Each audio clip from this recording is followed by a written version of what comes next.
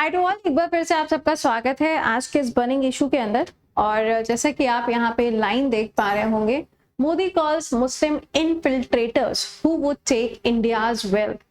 यानी कि अभी कुछ दिन पहले आपको ध्यान होगा कि मैंने आप लोगों के साथ में एक बर्निंग इशू शेयर किया था, जिसमें मैंने आपको बोला था कि इलेक्शन कमीशन हो सकता है कि कोई एक्शन ले किस चीज के ऊपर, मोदी जी की स्पीच के ऊपर। ऑलराइट, लेकिन एक बार फिर से यहाँ पे जो स्पीच आई है, यहाँ पे इस पर्टिकुलर स्पीच को बोला गया है हेट स्पीच। तो आइए जरा जानते हैं कि यहाँ पे चल क्या रहा है और क्या चीजें यहाँ पर हो रही हैं और क्या बोला गया और क्यों बोला गया। चलिए, लेकिन उससे पहले एक बार इस सेशन को अपने दोस्तों तक भी शेयर कर दीजिएगा, so that rest of the student can also join the session. देखो भाई, चुनाव का सीजन चल रहा है। पहला वाला जो फेज है उसके इलेक्शंस हो चुके हैं।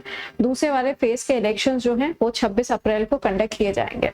अब जब इलेक्शन का टाइम आता है तो इलेक्शन कमीशन जो है वो काफी ज्यादा एक्टिव रहता है और इलेक्शन कमीशन की जो जिम्मेदारी होती है वो होती है मॉडल कोड ऑफ कंडक्ट की। मॉडल कोड ऑफ कंडक्ट को लागू किया जाता है सो दैट किसी भी तरीके की कोई ऐसी स्पीच जो कि भड़काऊ हो या किसी भी तरीके का कुछ ऐसा सबके सामने या लोगों के बीच में नहीं आना चाहिए जिससे पीस जो है या हार्मनी जो है हमारे देश की वो इफेक्ट हो। अब हुआ क्या, रैलियों का सीजन चल रहा है तो राजस्थान के अंदर एक रैली कंडक्ट की गई और इस रैली में मोदी जी ने अपनी स्पीच दी, है ना। और ये जो यहाँ पे स्पीच दी गई है ये कांग्रेस पार्टी को ध्यान में रखते हुए दी गई है। आपको मालूम ही है कि जब दो तीन पार्टियां आ रही होती हैं, इलेक्शंस के अंदर पार्टिसिपेट करती हैं, तो एक दूसरे के ऊपर यहाँ पे कमेंट किए ही जाते हैं, राइट।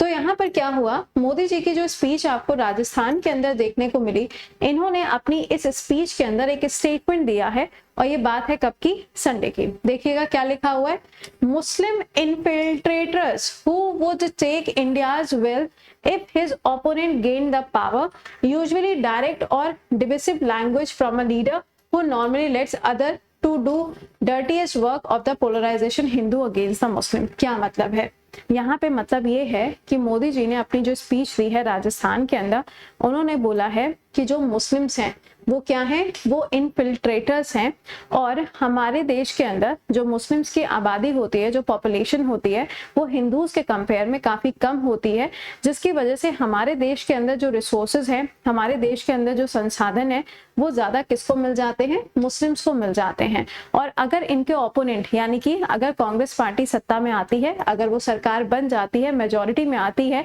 तो फिर यहाँ पे क्या होगा, जो ज्यादा से ज्यादा रिसोर्सेज हैं वो मुस्लिम्स को दिए जाएंगे। ऐसा इन्होंने यहाँ पर बोला है, ठीक है। ये स्टेटमेंट आपको यहाँ पे मोदी जी की तरफ से देखने को मिल रहा है। ये आपके सामने ये लाइंस जो हैं ये सामने मेंशन की गई हैं। अब यहाँ पर ऐसा क्यों बोला गया, देखिए ये जो बातें यहाँ पर आप देख रहे हैं, ये बात बोली गई है किसको ध्यान में रखते हुए, कांग्रेस पार्टी को ध्यान में रखते हुए। इसमें लिखा हुआ है ना ओपोनेंट्स, ठीक है। अब यहाँ पर क्या बताया जा रहा है, जैसे कि अगर हम सेंसस की बात करते हैं, सेंसस 2011 का लास्ट हुआ था, उसके बाद में अभी सेंसस नहीं हुआ है। तो अगर हम सेंसस के हिसाब से देखें तो अपने यहाँ की जो पॉपुलेशन है 1951 की, अगर हम पॉपुलेशन की बात करें तो अपने यहाँ पे पॉपुलेशन कितनी थी, करीबन इतने मिलियन की आबादी हुआ करती थी। लेकिन अगर हम 2011 की बात करें तो यहाँ पे जो पॉपुलेशन है वो कितनी हो जाएगी, इतने करोड़ हो जाएगी। और आज ही एक डेटा रिलीज किया गया है किसके द्वारा, यूनाइटेड नेशन पॉपुलेशन फंड के द्वारा, जिसमें बोला गया है कि इंडिया की जो आबादी है वो आपको इतने करोड़ देखने को मिलेगी। ऑलराइट, तो इसका मतलब ये है कि इंडिया की जो पॉपुलेशन है वो क्या हो रही है, धीरे धीरे करके इंक्रीज होती जा रही है और एक टाइम पे क्या होगा, इंडिया की पॉपुलेशन चाइना को डिफीट कर देगी।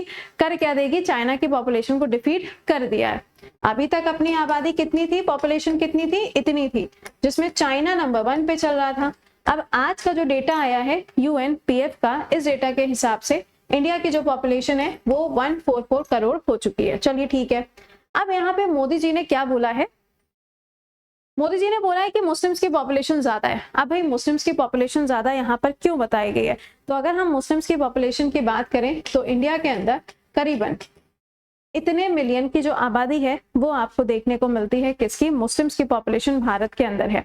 अगर हम यहाँ पे देखें इंडिया के अंदर जो फर्टिलिटी है ना, इंडिया के अंदर जो फर्टिलिटी है, अगर हम उस रेट की बात करें तो धीरे धीरे करके ये रेट इंडिया के अंदर भी डिक्रीज तो हो रहा है।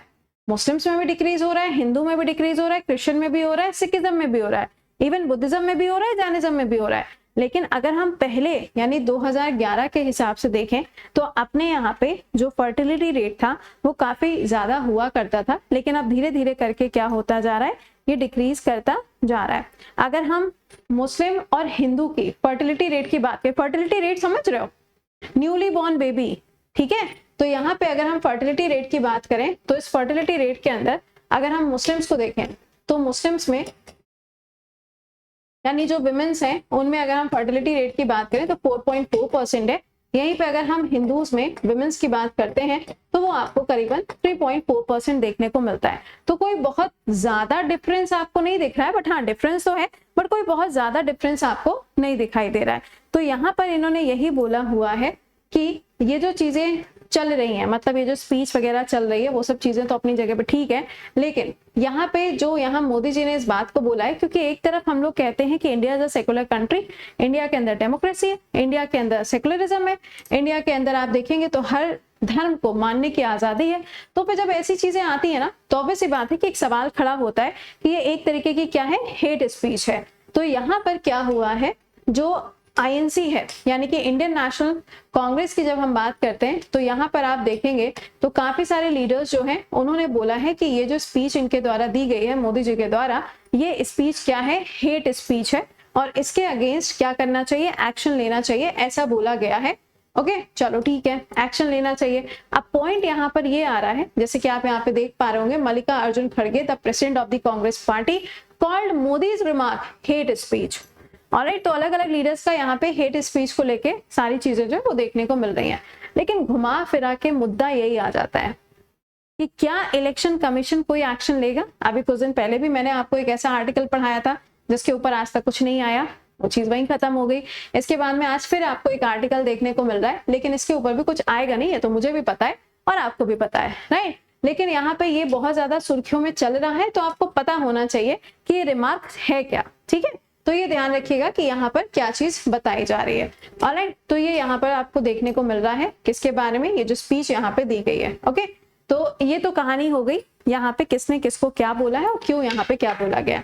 बट आप मुझे कमेंट बॉक्स के अंदर लिख के बताइएगा कि ये जो इलेक्शंस हो रहे हैं ये 7 अलग अलग फेजेस में होंगे, 4 जून को इसका रिजल्ट आ जाएगा।